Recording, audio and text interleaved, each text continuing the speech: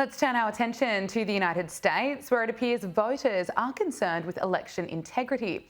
On Tuesday, Wisconsin passed measures to restrict non-profit groups from sending grants to election officials to boost voter turnouts in blue areas. So, how is Biden's team responding? Joining us is political journalist John Fund. John, thank you for your time and thank you for joining us here on Power Hour.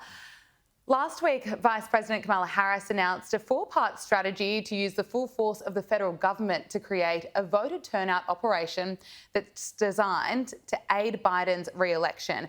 What does that tell us about Biden's strategy here and the concerns around election integrity? It tells you that Joe Biden and Kamala Harris are further behind in the polls than they expected to be.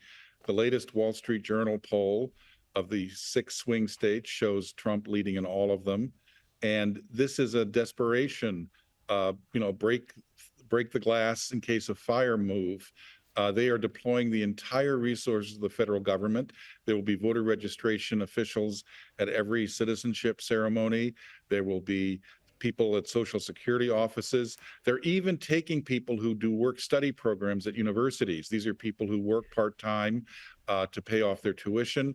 And what are they going to be doing? They're going to be working for, quote, nonpartisan voter registration efforts, almost all of which are going to be in Democratic blue areas. So it's an unprecedented mobilization of taxpayer funding on behalf of an incumbent administration. What impact do you think it will make? No one knows. You will never know, because when people go in to vote, they don't say that I'm here because some student signed me up and I wasn't interested before that. We do know that this will be focused on the swing states.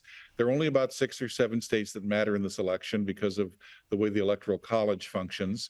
And as a result, people are battling for every single vote. I can just predict that there's going to be a lot less effort designed to get people in California, which is a blue state, or people in Texas, which is a red state, to vote.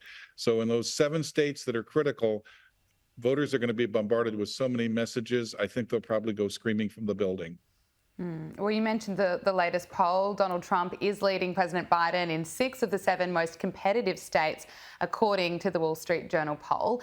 And this is partly due to broader dissatisfaction with the national economy, deep doubts about Biden's capabilities and job performance. What do you make of this poll? We've seen them bounce around a little bit. How seriously should we take it as an indication of what will happen in November? I never take one single poll seriously because polls have margins of error, polls have different methodologies.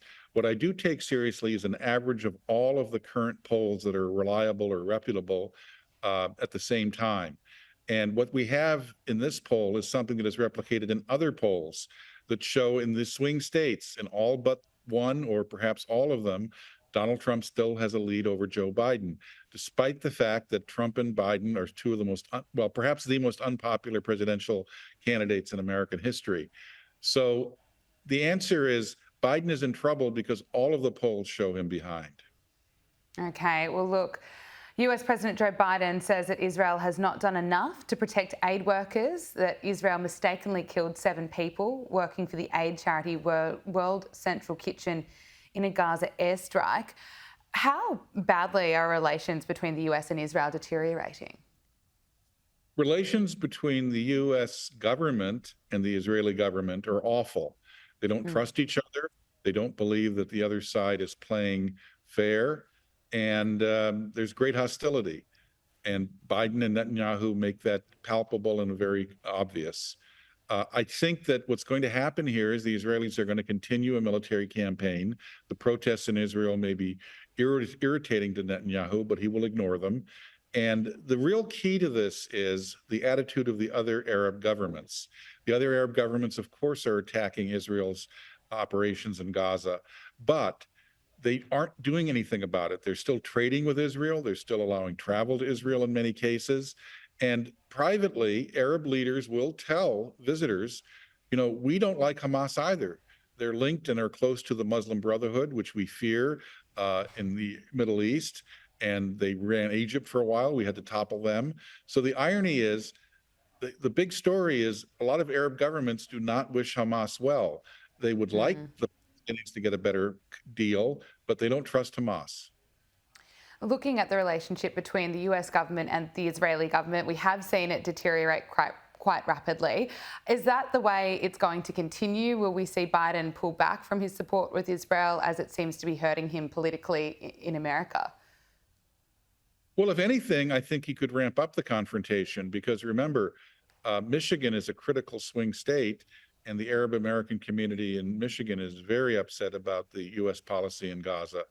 So a lot of it depends on the facts on the ground. If there are more accidents like there were with these aid workers, Biden will be under great pressure to apply pressure to Israel. But I would remind everyone, the United States is still sending weapons, and that's not slowed down one bit. Let's look at the protests in Israel. On Sunday, thousands gathered in Jerusalem to protest against the Netanyahu government. Many feeling frustrated that the government just hasn't done enough to bring hostages home. Let's take a look.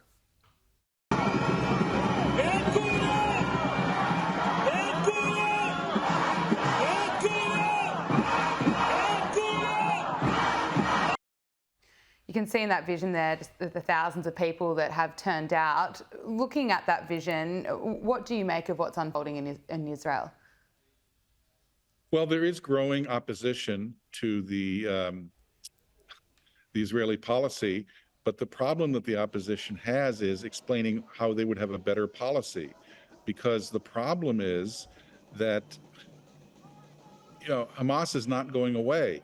And Hamas has said if there's a ceasefire, we're not going to be bound by it once there's a prisoner exchange or once there's food aid allowed into the Gaza Strip.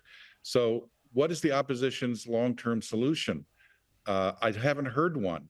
And as long as that's the case, and the fact that the Arab governments privately are not demanding that Hamas continue to run Gaza, the Israelis are going to feel emboldened that they have to solve this problem once and for all, smash Gaza, find some governing authority that can provide some kind of stability to the Palestinians.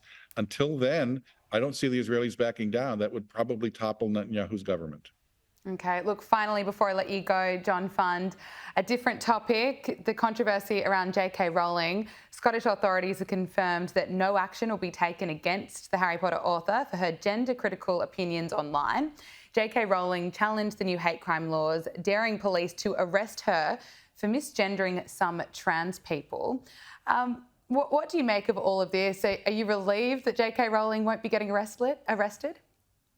I think she's a brave lady. She basically was standing as a proxy for all of the people who would have been prosecuted over this hate crimes law. Now I think that's going to be impossible. You can't let someone as rich and famous as J.K. Rowling off the hook, even though she basically clearly violated the hate speech law. So in that case, no one can be prosecuted. And if they are, I suspect she'll start a legal defense fund to get them off the hook. This just goes to show that when you move to restrict free speech, in order to give in to the arguments of some extreme adolescent political actors, you're going to get a problem. And the problem is that the liberal democracy functions best when people are able to speak out. And that's what the Scottish government was doing. The irony is the Scottish gave us the Scottish Enlightenment, which was all about tolerance and free press. And what have they left us? With a Big Brother style authoritarian regime, which is trying to squelch speech. Is it a bit embarrassing for Scotland announcing these new laws and then J.K. Rowling essentially breaks them by misgendering and she won't be prosecuted? The Scottish government is very difficult to embarrass. We've seen that in scandal after scandal. The Scottish National Party seems to have no shame. On the other hand, I think the Scottish voters are waking up to the fact that they're badly governed. Their economy is not doing well. Their civil liberties are under assault.